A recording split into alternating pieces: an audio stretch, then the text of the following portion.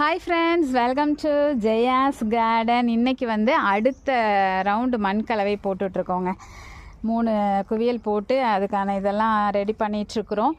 அந்த மாதிரி ரெடி பண்ணும்போது நிறைய வந்து வளராமல் சரியாக ஃபெயிலியர் ஆனது, அதுக்கப்புறம் முடிஞ்சு போனது, இந்த மாதிரி இதெல்லாம் மண்ணெல்லாம் கொட்டிகிட்டு இருந்தோமா. அப்போ வந்து நமக்கு வந்து கொடி உருளை வந்துங்க ஒரு 4-5 கிழங்கு தான் வந்துச்சு. அதுக்கப்புறம் அந்த செடி வந்து ஒரு மாதிரி பட்டை மாதிரி ஆயிடுச்சா.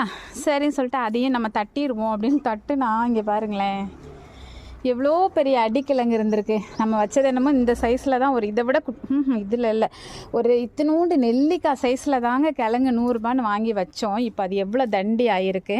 அதுவும் பாருங்கள், 2 கிழங்கு வாங்கினோம், அதில் ஒரு கிழங்கு இப்படி சின்னதாக இருந்திருக்கு. ஸோ அந்த பையும் பத்தலை போல், அதனால தான் இந்த மாதிரி ஒரு சூழ்நிலை இருந்திருக்கு. ஸோ இதை இப்படியே தான் வச்சுக்க போகிறேன். இதை அப்படியே திருப்பி நட்டலாமா அப்படிங்கிறத எனக்கு சொல்லுங்கள். நான் என்ன பண்ண போகிறேன், இப்போதைக்கு இப்படியே வச்சுட்டு கொஞ்சம் வெயிலெல்லாம் முடிஞ்சதுக்கப்புறமா ஃப்ரிட்ஜ் பாக்ஸில் இதை நட்டலாம். அப்படின்னா கொஞ்சம் அதிகமாக உருளைக்கிழங்கு